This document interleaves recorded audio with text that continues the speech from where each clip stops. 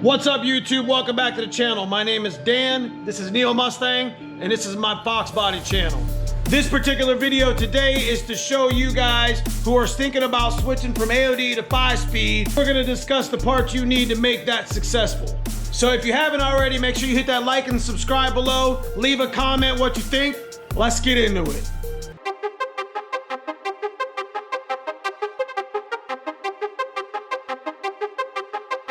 Putting one of these kits together is not easy.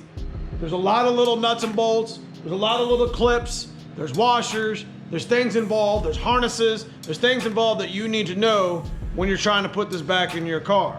So when we get started here, I'm gonna go ahead and mount this camera, and I'm gonna go ahead and show you guys everything you need. So let's stop talking. Let's mount this camera, and we'll get started.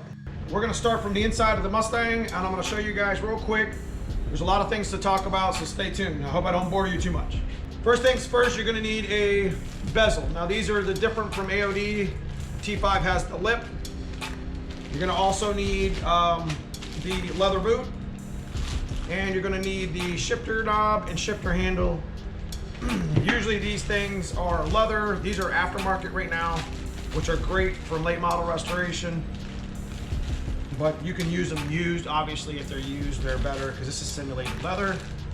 And lastly, inside the car, underneath of all this stuff, underneath the console, is the sealable boot that screws to the floor. Now, if you check out my cards at the top here, I did a T5 swap video in 3 parts. I showed notching in the videos, I've showed notching the floor pan to fit this item in. Because on an AOD, it's smaller holes, so you have to actually notch it. So, moving along, I've done a shifter mod, which usually has a little bit of a boot here, but you can use whatever shifter base you want. But this is the factory mod. I put some M8 bolts in here with some nuts, and it makes it shift better. I got an aftermarket shift knob, which is nice and clean, but you can, like I said, you can use any factory knob. It's not a big deal. Also inside the car, pedals. This is a core part. I call it a core part. Because you can't really buy these aftermarket, and if you notice that Cousin Paul did a real nice job restoring the pedals. We take the factory quadrant off because we end up putting an aftermarket one on, but the other side of this has the neutral safety switch that when you plug the black and silver harness in, you push on this pedal, it starts the car. So real nice set of pedals. Usually has the 2 studs here for the dash. Also inside of the car is the quadrant. I usually get these from McLeod as part of a kit. I also get them from Hanlon Motorsports. It usually comes in a UPR brand. There's also this nice adjuster. This thing is really nice. And the cable. Now you have to take the rubber mount off the cable to make this adjuster work. You can't put it on together, but that's not a big deal. And this is a Fox Body adjustable cable at the bottom. Lots of adjustments going on. I know this is kind of outside of the car, but here's the bracket that puts it up on the frame rail.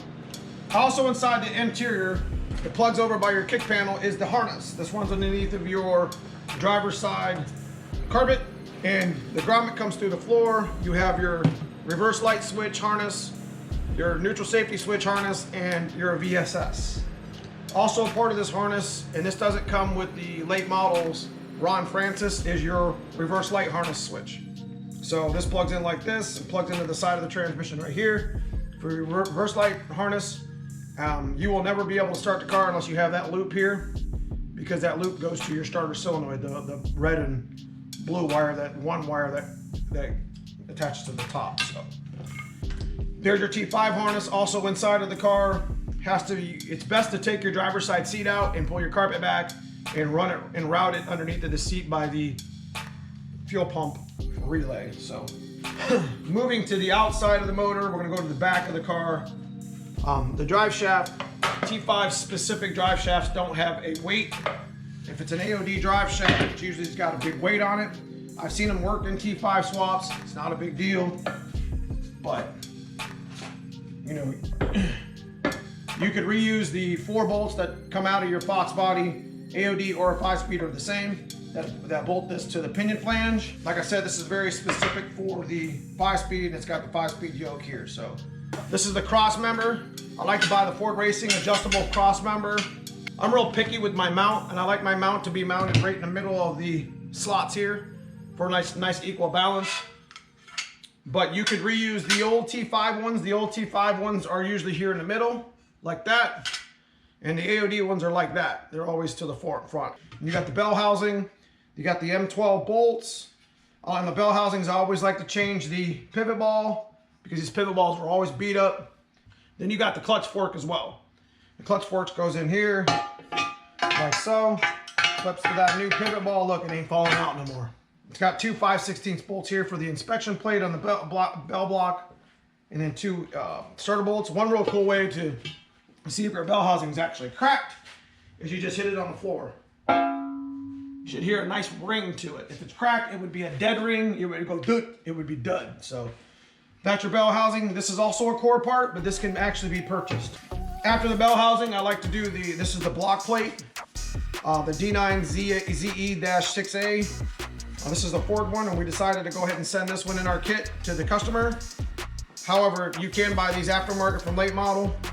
Here's the two 5/16 holes in the bottom, and here's where the starter goes. This goes behind the flywheel. In front of the block spacer plate is the flywheel, the 6 flywheel bolts. And you notice there's 6 and they're all even. This is a 10.5-inch flywheel. This is a factory one that I had machined. It's got the 3 dowel pins for alignment. And then on the back side, this is the normal casting E1 number, but what you're looking for is the E6ZR number for a factory one. So this is a 50-ounce weighted flywheel. Going back to the transmission, we got the hanger and we got the mount. I always change the mount because these are always cracked up and broken. Very simple, easy replacement mount. Got the 2 bolts, even though I got the 2 factory bolts in the hanger mount area. You also have the exhaust hanger that goes up, mounts like this, and mounts to the bottom of the transmission here. Moving over to the hardware, this is like one of the key things for doing a T5 swap. You got to get the 6 flywheel bolts. These are very specific metric ones. A good replacement is an ARP. ARP does make good replacement manual flywheel bolts. These are the bell to block bolts. You notice 2 of them are too short. These 4 go to the side of the bell housing. These 2 are at the top. These are 7/16 inch and 3/4, and these are 7/16 inch and 1/4. And then you got your M8s. These are the shifter bolts that hold the base down. There's 4 of these. You notice I got them on. I got this covered because it needs to be filled. It's almost the same as the ones here in the front. So, and lastly, the hardware. These are the M12s. They are 40 millimeter long, and they're 1.75 pitch M12. So those are the trans to bell housing bolts. So now you notice I got a McLeod clutch here because I actually like to use the McLeod clutch. They have a nice kit on late model restoration that you can buy. It's about a 400 horsepower clutch kit. You get the throttle bearing and the pilot bearing, even though I like the roller bearing, pilot bearing. You get the alignment tool. Here's the pressure plate. And then it has a nice organic disc that mounts with it. So very nice kit. This kit also has the option of getting the cable, the quadrant, and the adjuster all at the same time. So it's a nice little setup there. Now on a T5 swap, you don't have to change the computers. The A9L can be used with the T5 swap, but you have to change the O2 harness, or you have to at least repin it. And to give you some examples of what I'm talking about, this is an A9P. This is factory in an AOD car EFI. This will run your car if you switch to a 5-speed just fine. However, it lacks the idle logic that an A9L has. So therefore you'll get idle surging. Sometimes the car will stall for no reason, come into a red light, etc. But if you switch to an A9L in a factory A9P car, you have to repin your O2 harness or you'll burn up the trace for the O2 harness. T5 transmission. It's just a basic Borg Warner world-class rebuild out of a Fox body. And you can see I've already changed the retainer. I've actually put the billet support counter shaft plate in it. It's got a full rebuild in it. Fill hole, drain hole. This part number here is not the part number for the transmission, folks. This is just for the top plate. Just like this part here, this part number here is just for the tail, and this part number here is just for the main case. So when people are trying to tell you, oh, it's you know, here's the part number of the transmission, those aren't actually the part numbers of the transmission. Let me show you what I'm talking about. Right here, I got a Z-Spec transmission. This is this little tin identification tag, ID tag that you want to look for. You can see it says 1352-249. If you look this up, this is a Z-Spec trans. Another example is you got some tags here that I've had from other transmissions. 169, 162. These little silver tags are ID tags of what the transmission actually is. So when you're going to buy a T5 transmission, if you're gonna use it for a swap, that's the little thing you're looking for. You're looking for the ID tag. You're not looking for the part numbers on the side of the transmission, because those mean shit. That just means that, you know, this is the part number for that specific item. So one thing I did want to show you with this transmission, and some of you guys going out there trying to find transmissions, a dead giveaway if it's a world-class transmission is the neutral safety switch. These are standard on all 87 to 93 transmissions, 4-cylinder and V8.